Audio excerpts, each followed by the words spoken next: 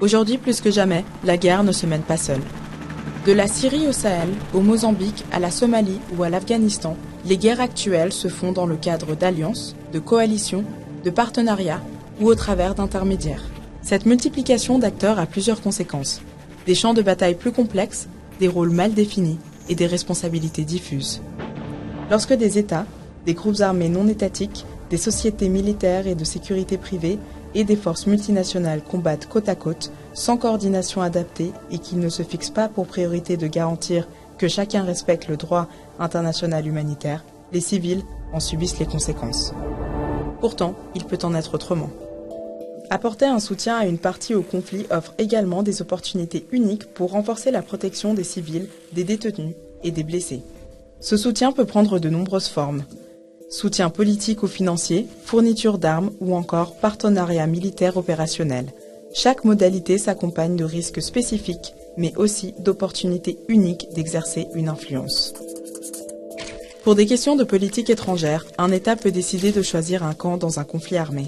C'est souvent la première étape vers un appui plus concret. Cependant, ce dernier s'accompagne rarement d'appels explicites à respecter le droit international humanitaire, aussi appelé droit des conflits armés. Il est pourtant essentiel d'affirmer d'emblée la nécessité de protéger la population civile. La fourniture d'armes est un moyen courant pour soutenir une partie à un conflit armé. Les afflux d'armes et de munitions dans les zones de conflit peuvent avoir de graves conséquences humanitaires à court et à long terme si des précautions suffisantes ne sont pas prises. Les fournisseurs d'armes ont un rôle crucial à jouer pour réduire ces risques humanitaires et doivent faire tout ce qui est raisonnablement en leur pouvoir pour s'assurer que les destinataires des armes respectent le droit international humanitaire. Cela peut impliquer de contrôler préalablement les futurs utilisateurs des armes, d'assurer des formations sur l'utilisation licite et correcte des armes fournies et, même après une livraison, d'en surveiller activement l'utilisation. Lorsqu'un allié dispense une formation militaire, l'objectif est évidemment de transmettre les meilleures compétences qui mèneront à la victoire. Mais la formation doit également permettre aux soldats et aux combattants de comprendre qu'il leur incombe de protéger les civils, de traiter les détenus avec humanité, de ne pas cibler les personnes et les installations médicales et de limiter leur choix d'armes et de tactiques. En d'autres termes, la formation militaire doit aborder le droit international humanitaire.